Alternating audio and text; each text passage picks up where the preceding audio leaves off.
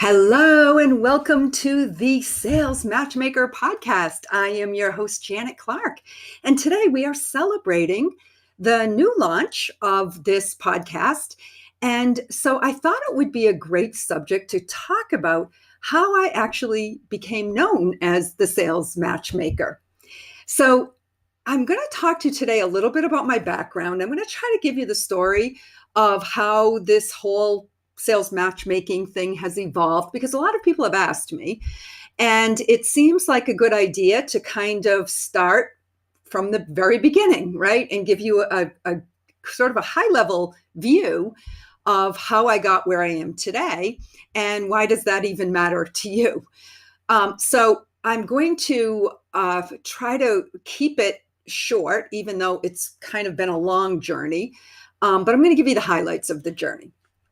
So it started out that I started in corporate and I was in the telecom corporate space and really started out just learning how to be a salesperson and went from doing sales myself to managing sales teams and also doing a lot of training of sales. So that was great. And then as my career expanded, I started launching new divisions within the telecom space. And this was in the days when telecom and internet were just kind of merging. And it was all like the Wild West, right? Everything was new, everything was changing, and things are still like that in our world now because of technology. But it was just really starting in those days. So very often I was launching these divisions where we didn't really know what we were selling or how we were going to sell it, but they were high-level complex solutions, and I needed to build sales teams to sell them. And so I recognized very early on that I needed to hire really, really good self-managed professional people who had an entrepreneurial mindset. So that was pretty much what I did. And that worked out really, really well for me. But what the thing about these salespeople was that they came in, they didn't have any leads. They weren't coming in to take calls. They were rainmakers. And they had to learn they knew, but they had to figure out how to go and build relationships, get their foot in the door, establish communication, and to be able to develop and come up with these high-level complex solutions for our clients. And so that opened my world up to the realization that there are people who can do that and that is truly consultative selling, right? It's different than just closing. So fast forward a little bit. I enjoyed my corporate life, but when it was done, I knew it, right? I was ready to get out of the corporate space and I wanted to do something entrepreneurial. So I left corporate and I started up my own B2B sales agency and had my company called Integrated Communications. Now I built that up to a 6-figure business, and it was great because truly my business partner, Tobin Slavin, will say an entrepreneur is somebody who can build something from nothing, create something out of nothing. And literally, I did that. I had that experience. And so that was a lot of learning to experience. But what was really important that I learned in those days of having my own B2B sales agency was I learned the importance of, number one, having a recurring income stream. And so that's something that I've taken into my next life with me. And I've also learned how wonderful it was to create a life of freedom. So to be able to have financial freedom, to have time freedom, to be able to work when I wanted, and also to have lifestyle freedom where I could work from anywhere. And all of that was made possible because of the technology, the internet that, we now take for granted. So having that experience of doing that B2B agency really set the stage for me. But what happened is that I all of a sudden, about 7 years ago, started to feel like I wasn't fulfilling a higher calling that I had. And I knew that I really believed in freedom, the life of freedom, and that anybody who truly wanted to be an entrepreneur could do it if they had the right coaching and mentorship. So I felt called to go and work with entrepreneurs and help them to, particularly coaches, who have something that they really are passionate about, that they know that they're good at, that they want to deliver to the marketplace, and to help them to turn that into a reality by being able to monetize it. So a lot of people have these great skills, but they don't know how to sell. So they can't monetize it. They don't know how to package it and then sell it. So I knew I could help people do that. And so I got that itch to do it. And so I began the Freedom Shift. Now, launching the Freedom Shift was, I'm looking at my notes here and I'm kind of laughing at what I want to talk about. Launching the Freedom Shift has been an unbelievable journey. And so it's been about 7 years. And to say that there's been a lot of self-discovery is the understatement. So in some ways, it's kind of gone along with my spiritual journey because I've been really learning a lot about myself. And I've had a fair amount of success with it. And I've also had lots of failing along the way. And that's what kind of makes me laugh, because when I say fail, I don't mean that necessarily in a negative sense. So I like acronyms, as a lot of you have heard from me before. When I talk about sales, I say sales is sharing a life-enhancing solution. And so the acronym that kind of strikes me with fail is first attempt in learning. Another thing that people say sometimes is found another interesting lesson. So I've certainly had a lot of failing along the way, but those are lessons and I did learn a lot. So from that perspective, that's all been really good. So when I first started the Freedom Shift, I started by helping entrepreneurs to build their list through telesummits. Now, why did I start there? Well, because the first coach I hired, that's what she taught me how to do. And that's what I knew I could teach somebody else.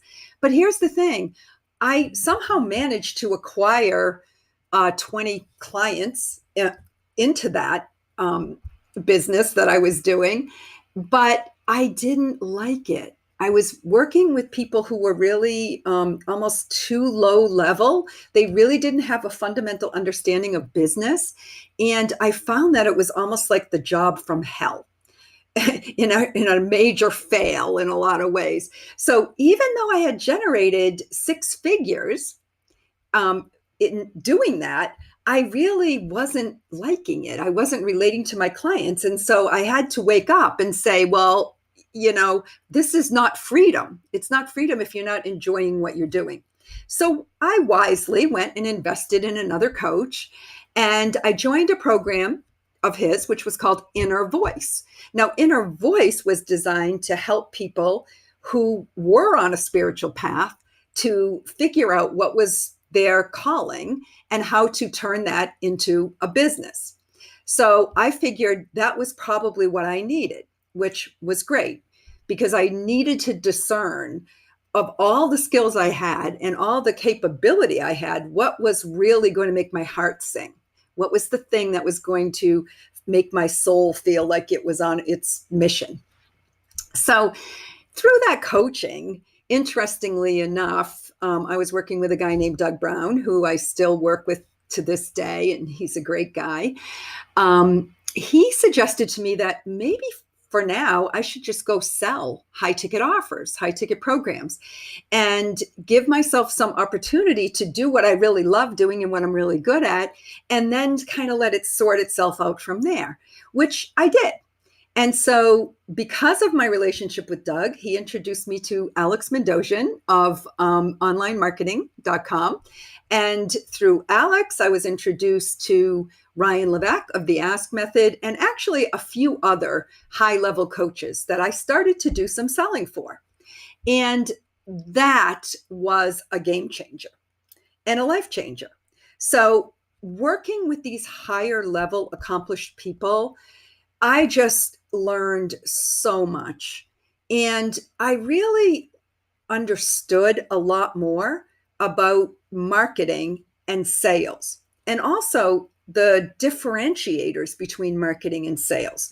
So, what I recognized is that if I got on a sales call with somebody who had come through a really good marketing process and was qualified, that the opportunity to sell to that person was going to be there. However, if somebody was not coming through an educational relationship process, didn't have a good connection in some way with that coach that I was selling for, there wasn't going to be a sale. So I learned a lot there. But anyway, the long and the short of it is I've had a lot of success selling high ticket offers. I was selling 40K masterminds, 60K, 100K programs. And I really, really liked it. And I liked the fact that I was standing in the fire with entrepreneurs who were making these life-changing decisions for themselves, and being able to help them, to walk them through that process. But anyway, I'm not going to go into all of the things that I learned from selling high ticket, because that's really why I have the podcast, because there's so many lessons. There's so many things that I learned, and I bring them up on all different episodes of the podcast and I share them with you.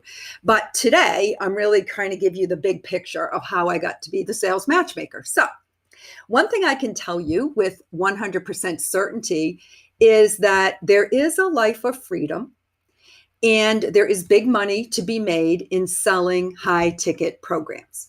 And if that's all you did, you would have a really, really great life of freedom.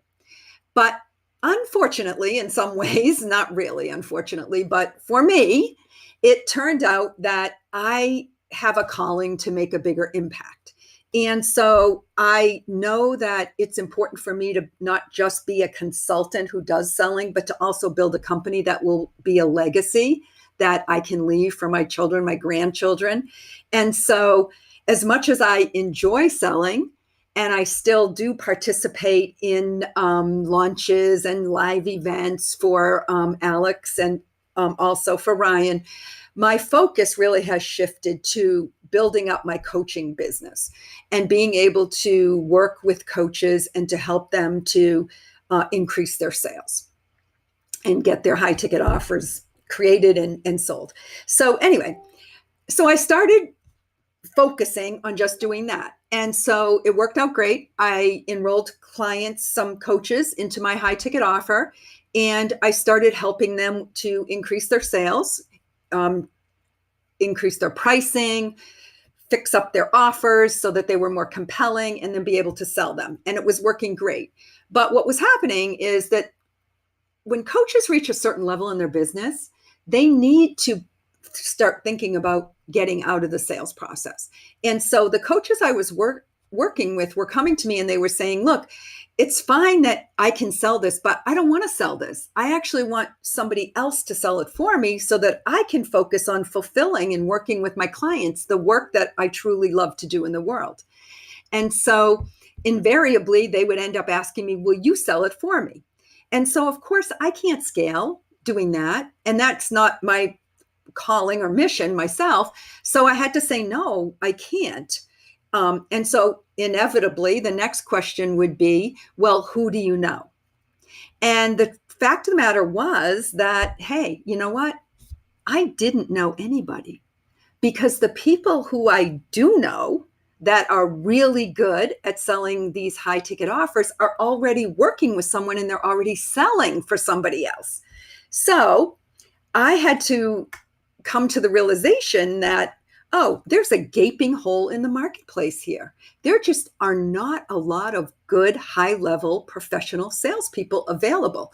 And when you think about it as a coach or a consultant, I always say, like, turning your sales process over to a salesperson is kind of like bringing your baby to daycare, right? It's scary. It's hard.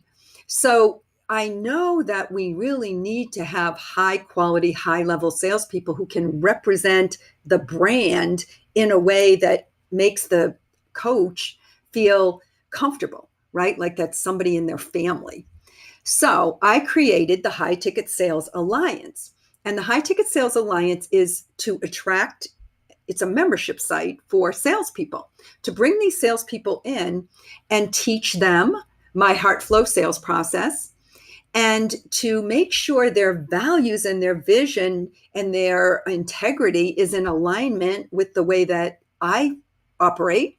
And then to feel comfortable enough to be able to introduce them to my network of coaches and consultants and clients. So that worked out great. So for the last year, all of last year, 2018, I was bringing people into my High Ticket Sales Alliance. And so I brought about 20 new salespeople in who were going through my coaching program with me, learning the heart flow process, and it was great. And coaches were coming to me. And that's not the hard part. It's not the hard part is not to get the coaches who are looking for salespeople, right? It's to get the good salespeople. So anyway, the coaches would come and say, okay, great, I'm ready to be matched up. And so we would say, yeah, let's get this thing going. And invariably, I found that there were two different scenarios that were taking place with the coaches. And they would fall into one of these. Number one is that they literally had no lead flow because they were enrolling 100% of their clients through organic outreach that they themselves were doing. And if they extricated themselves from that process, there were not going to be any leads. Or they were in the other camp, which was basically they were investing heavily in Facebook ads. And they were bringing in tons of calls onto the calendar, but the leads were crappy and they were unqualified. So maybe they could put 20 leads on or 20 calls on the calendar in a given week, but then half of them would be no-shows and the other half would either be tire kickers or broke. So they were finding that maybe they could only close 10% of what was coming through. And I will tell you, I mean, it sounds like, so, well, that's great. Take 10 calls and close one. But that's not really the reality of what happens. So you book 20 hours on your calendar and you can't do anything else because you have all these calls booked on your calendar. And then you find out that half of them don't show up, or the ones that do show up are like, most of them are broke. They've all got a sob story. They're looking for something for nothing. It will suck the life out of the salesperson or the coach or whoever has to take those calls. So literally getting on all of these calls with unqualified people is not fun, and it is not a life of freedom. And even if you can ultimately make some money doing that, you will not enjoy it. Like most people just don't, because again, it takes away your freedom. So that led me to my next big realization, which literally is that there was another gaping hole in the marketplace, which is that coaches can't sustain that fully organic process themselves if they want to scale. And they need somehow to get a system in place to automate that organic process. And on the other end, if they do want to go with the funnel, Facebook, whatever, they're going to have to invest really heavily in a team of people because it involves copywriters and it involves technical experts and literally being able to have Facebook ads experts in there.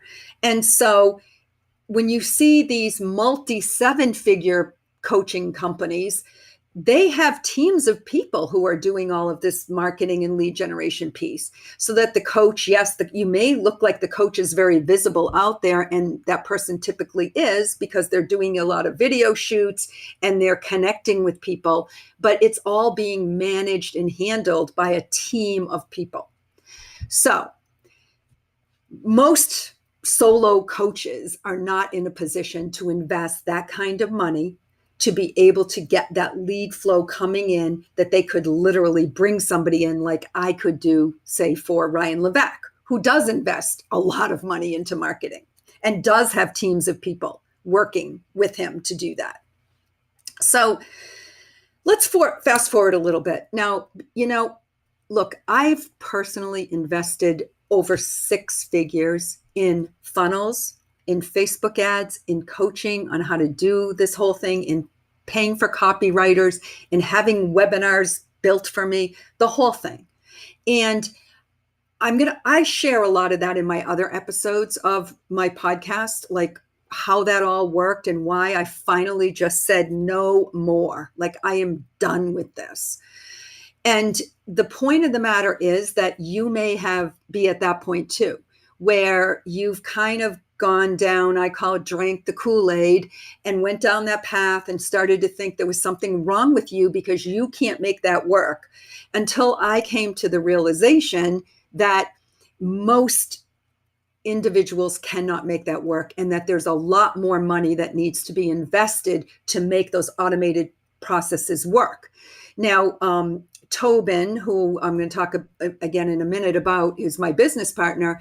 He says, people want to jump to the automation part of building, doing their marketing, but of the 4 steps that really need to happen, that's the last one. The first step is really outbound. We have to get the outbound perfected before we can then move to inbound. So I'm not going to go into all of that. That will have, I'll actually bring him on because it's a great subject to discuss. But anyway, let me talk about Tobin, because this is a good segue into it. So I met Tobin at the beginning of, or the end of last year. And as I was kind of contemplating, well, what's next? If I'm not going to do this whole funnel thing, what is the way? And how do I help these coaches who are coming to me who need some automated flow of leads so that I can match them up with my salespeople? And what I found out from Tobin, now Tobin is a marketing expert. He spent his last 20 years in the digital marketing space. So he has a ton of experience with funnels, with email lists, with lead generation, all of the things that have to do with Facebook ads, all of that. And he had also seen the reality of the fact that all this Facebook and funnels for smaller coaches is not a good option for them because it's too complicated. So he started to focus on LinkedIn outreach, recognizing that LinkedIn is an untapped resource for those of us in the world where we're selling. I call it not B2B, because I consider B2B when you're selling to somebody in a business who's spending the corporate money, but B2E, which is that business to entrepreneur or business owner, right, who is spending their own money, investing their own money to grow their own business. So he started to recognize that LinkedIn was an untapped resource, and that if he could figure out a way to have more conversations with I'm tripping over the words.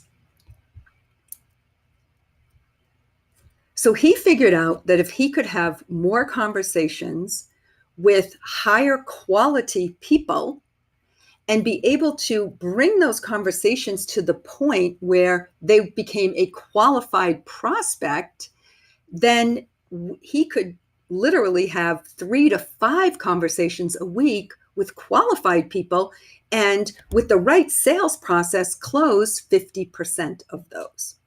So we started working together. I hired Tobin to do my LinkedIn outreach, and it started to work. And what was great about it is that he was actually using someone from his team to do it for me. I was involved in it in the sense that it was my words and I was helping to codify the process, but somebody else was actually doing it. And then I would do the sales calls. So we got this process and it was working. And once we realized that if we came together And we brought this marketing strategy, his LinkedIn process, which he calls Conversations at Scale. We married it with my HeartFlow sales conversation process. We could literally duplicate that and have a salesperson who would be able to do it for the coach. So that was how we created our program called Sales Map. So it was an aha moment for us, and we have loved it, right? So Sales Map is the Sales Momentum Accelerator program. And in a nutshell, we set it up so that it is a 60-day sprint where we'll bring a coach through that process of doing the LinkedIn outreach, getting their voice figured out, like how their messaging really is going to connect with their ideal prospect. We help them to create their irresistible offer. We help them to really narrow down that exact avatar. And then we work on the messaging. And we spend 60 days getting really good at getting these conversations going and bringing those conversations to the sales call and being able to enroll those into clients.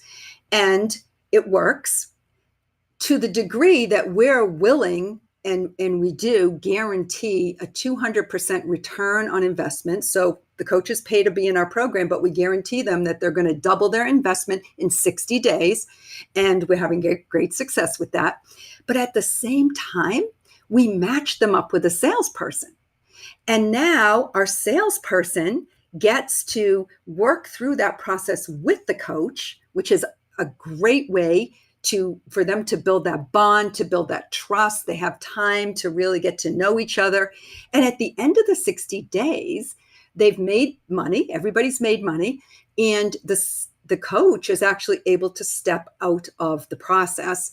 And the salesperson can then keep the machine running. So those sales are going to keep coming in. So ultimately, it's so simple. It's simply being able to get 3 to 5 calls a week onto the calendar and being able to close 50% of them. So now we have a salesperson that doesn't have to work a million hours, doesn't have to talk to a whole bunch of broke tire kicker people, knows how to use our process so it's simple on LinkedIn, and is actually able to enroll 2 clients every single week. So they're making 5 figures in commission. So it's a beautiful thing. So literally, that's it. That's how I became the sales matchmaker. And it's a fun process. So look, if you're listening to me right now and you're a coach and you know that you're ready to bring on a salesperson, then reach out and let's chat about that. And obviously, if you're a salesperson and you like what you hear, and you know that you're ready to take on this kind of a consultative selling approach, this relationship building to become a true team member with a high-level coach, then obviously reach out to me as well, and I'll explain how that process works. So that's it for today. Hope this really helped you. I do also want you all to know that I created a report that actually walks through our entire LinkedIn process. And if anybody would like that, all you have to do is send me a private message and just say, I heard your podcast and you offered the report and I would like it. And it details our exact process that we use on LinkedIn. So that's it for today. Thank you so much for listening in. And I will be back with another episode of The Sales Matchmaker next week. So bye for now.